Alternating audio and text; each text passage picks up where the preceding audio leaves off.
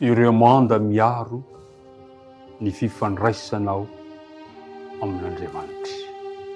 Ireo manda miaro ny fifandraisako amin'Andriamanitra. Manasanao anaraka izany lohahevitra izany.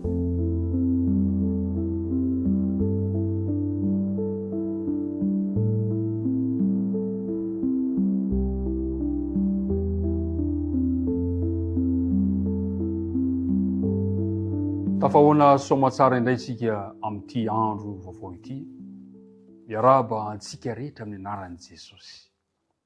Isaorantsika izy amin'ny fitantanany rehetra ka nahafahantsika miaona indray am-pifaliana amin'izao anio izao. Fanofa ho fatana isika ary dia tononona aminao hatrany ny fiadanan'ny Tompo. Dia hiaraka hivavaka isika ary hanomboka izao dinika izao. Rainay izay any an-danitra, ho amasina ny anaranao ary ho tonga ny fanjakanao. Misaotranao indray izahay fa no tantaninao sy no vombinao, no terizinao taratin'ny fahasalamana sy ny herin'ny tanjaka ka afaka miara-mianatra mandinika ny teninao eto ankehitriny. Mamelany tsy fahatanterahanay ary aoka ny fanena masina mba harotsaka ao ty-amponay, mba hampianatra anay hitaridarananay atakatra zay tianao ambara amin'ny alala izany teny izany. Dia tonononay isangatanay ny vavaka amin'anaran'i Jesosy. Amen. Andeha ny andinina natao tadiana no anomboantsika izao fiarahana izao. Salamo 8:1 ka ny andininy 7:10 sy ny andininy 4:4 manao hoe: tsy ho ady noko mandrakizay ny didinao, fa ireny no amelomanao aho. Anao aho, vonjeo aho, fa ny didinao no tadiaviko.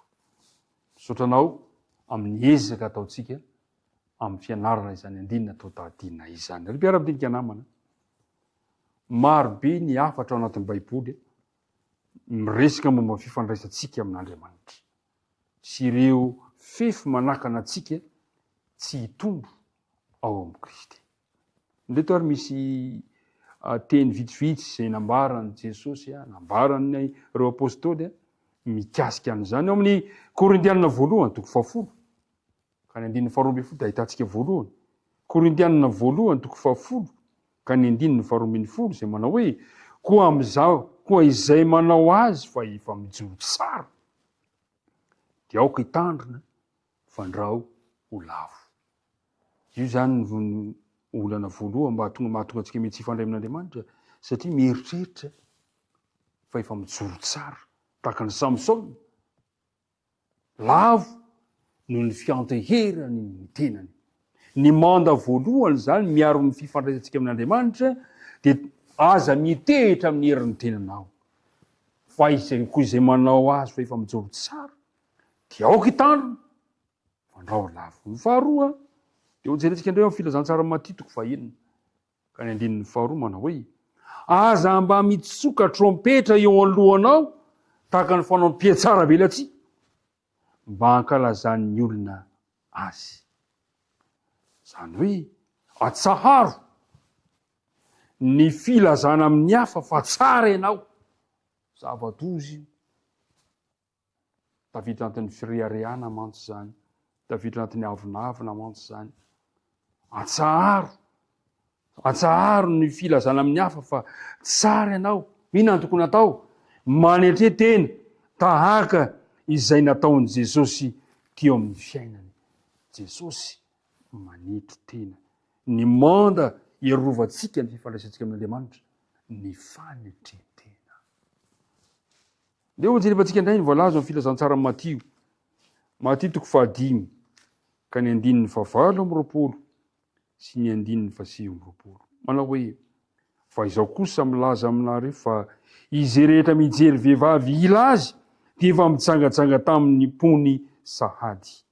Fa ranomasonao ankavanana manafitoana anao, dia esory aly izy ka rio ho afaka aminao, fa mahasoa anao na dia very aza ny ray momba ny tenanao, ka tsy ny tenanao rehetra no ariana any amin'ny helo. Mafy zany teny Jesosy zany. Fa ny tiany ambara dia tokony tsapanao fa zava-doza ny faratsiana. Ataovy izay rehetra azonao atao mba hialan'ny filan-dratsy ao am-ponao. zay zany manda anankiray. Atao zay rehetra azonao atao mba hialan'ny filany ratsy, le filana mantsy io mandavy io, satria zany no sakana amin'ny fifandraisanao amin'Andriamanitra. Ny manda anankiray zany atsangatsika indray androany dia zao, ataovy zay ialantsika amin'izay mety filany ratsy rehetra malaky mahazo anao. Manarakaraka zay amin'ny filazantsara matitoko fahafito ka ny andininy, ny filazantsara matitoko fahafito ka ny andininy voalohany sy ny andininy faharoa. Manao hoe aza mitsara mba tsy ho tsaraina ianareo, fa araka ny fitsarana ataonareo no hitsarana anareo, ary araka ny ohatra no ataonareo no anoarana anareo. Atsaharo ny fanakiana sy ny fitsaratsarana ny hafa. Andao atsahatra. Indray matsy be loatra ny fanakianana, be loatra ny fitsaratsarana ny hafa, dia adiny eo ny fifandraisana amin'Andriamanitra. Anisan'ny manda miaro ny fifandraisantsika amin'Andriamanitra zany androany dia ny fitsaratsarana sy ny fanakianana mandrakariva ny hafa. Filazantsara matitoko fahadimy ka ny andininy fahaefatra amby efapolo. Filazantsara matitoko fahadimy ka ny andininy fahaefatra amby efapolo. Maro ireo andininy zay omeny Jesosy mba hitarika atsika mba avy amin'ny fifandraisantsika amin'Andriamanitra. Andininy fahaefatra amby efapolo.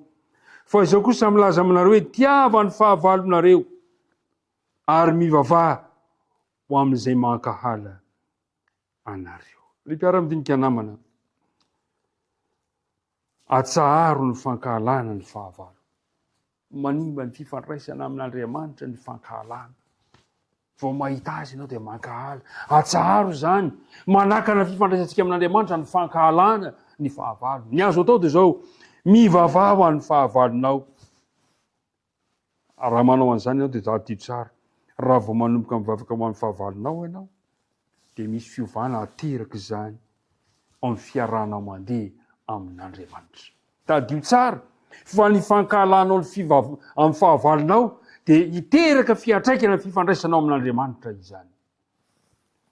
Ry mpiara-midinika namana, ilaitsika ny mametraka ireo manda ireo afatsika miaro tsara ny fifandraisantsika amin'Andriamanitra. Amin'ny filazantsara matitoko fahadimy andininy faharoa amby roapolo ambadika ihany dia ozy hoe, fa izao kosa milaza aminareo hoe izay rehetra tezitra amin'ny rahalahy dia miendrika ho elohana amin'ny fitsarana, ary nazovo nanao ny rahalahiny hoe olom-paona ianao dia miendrika ho elohana any amin'ny sinedriona, ary nazovo manao hoe foka ialahy dia miendrika ho any amin'ny elo mirehitra afo izy.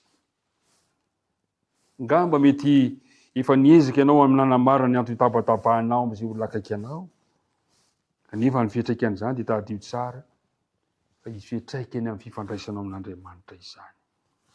Andao re raha azo atao, atsahatra ny fifankahalana.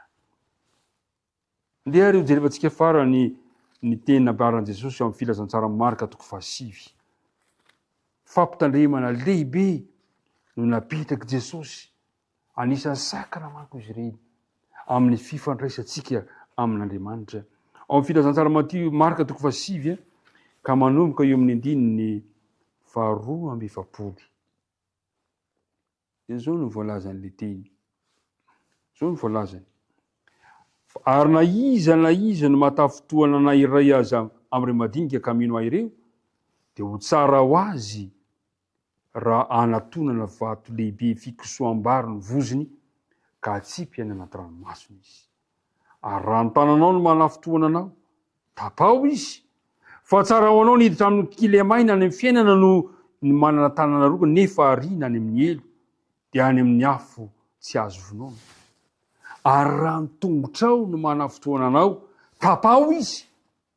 Fa tsara ho anao no hiditra mandringa any amin'ny fiainana no manana tongotra roa nefa ariana ho any amin'ny elo. Ary raha ny masonao no manafotoana anao, esory ala izy. Fa tsara ho anao no hiditra toka-maso any amin'ny fanjakan'Andriamanitra no manana maso roa nefa ariana any amin'ny elo. Tena sarotra zany. Enjana atao azo lazaintsika hoe tena tafahoatra loatra ny fampitandremana ataon'i Jesosy. Inona ny antony? Ninian Jesosy no lazaina mihitsy zany rehetrarehetra zany, mba hanehoana amintsika fa tsy zava-maivamaivana akory ny fahotana eo imason'Andriamanitra. Tsy zavatra moramora akory ny fahotana sy ny fiantraikany zany amin'ny fiainantsika. Noho izany amin'ity androany andeha hiverina isika eo amin'i Jesosy. Ka ny fanapa-kevitra nataon'ny mpanao salamo, tsy ho adiniko mandrakizay ny didinao fa ireny no amelomanao ahy. Satria ny fandikana ilay didy mantsy no fahotana. Andeha isika hiala amin'izany fahotana izay atao hoe tena zavatra tsy akasitrahan' Jesosy, tsy akasitrahan'Andriamanitra izany. Ny tompo anie anampy anao, amenina anao ny fanahy masina, ameny antsika ny fanahy masina, tsy vita nieriny tenantsika izany, fa mangataka isanandro fanahy masina koa isika mba ahafahantsika mandeha mizotra araka ny sitrapon'Andriamanitra hivavaka antsika indrindra.